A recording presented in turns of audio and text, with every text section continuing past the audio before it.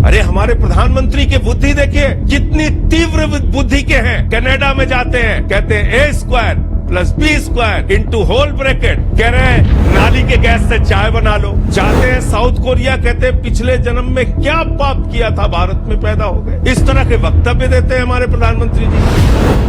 काफी विस्तार से सुधांशु जी ने कहा और बहुत अच्छा लगा मुझे आज उन्होंने भारत के संविधान की बात की। मुझे बड़ी प्रसन्नता हुई कि उन्होंने कहा कि क्या भारत का संविधान सांसद या विधायक बनने के लिए, मंत्री, मुख्यमंत्री या प्रधानमंत्री बनने के लिए किसी डिग्री के निर्धारण की बात करता है? क्या भारत का संविधान चुनाव आयोग के सामने झूठा एफिडेविट देने का आपको परमिशन देता है? क्या भारत का संविधान कहता है, क्या चुनाव आयोग का नियम कहता है कि प्रधानमंत्री या कोई भी सांसद अपनी शिक्षा के बारे में झूठी जानकारी दे सकता है? और अगर झूठी जानकारी देगा तो उसकी सदस्यता रद्द हो सकती है। तो मेरा सवाल यह है कि अगर प्रधानमंत्री जी ने BA किया, MA किया, इंटायर पॉलिटिकल साइंस में MA किया, तो अपनी डिग्री क्यों दिखाने से भाग रहे हैं? दूसरी बात, अरे हमारे प्रधानमंत्री की बुद्धि देखिए, कितनी तीव्र बुद्धि के हैं। कनाडा में जाते हैं, कहते हैं A² + B² into whole bracket into square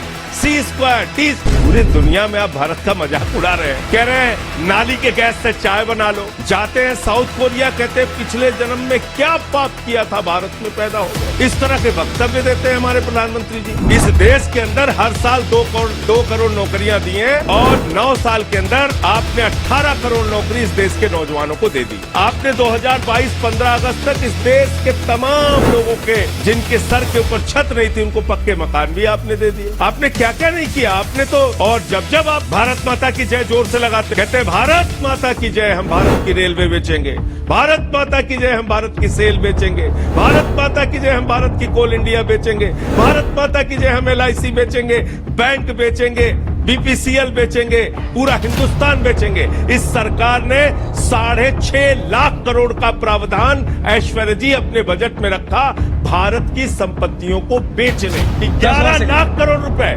चंद पूंजीपतियों का इन्होंने राइट ऑफ किया, 11 लाख करोड़। और 55 लाख करोड़ रुपए देश के बाकी प्रधानमंत्रियों ने इनके 2014 के पहले कर्जा लिया था। अकेले प्रधानमंत्री नरेंद्र मोदी जी ने 85 लाख करोड़ रुपए का कर्जा लिया। और दूसरों से पूछ रहे हैं आपने क्या किया?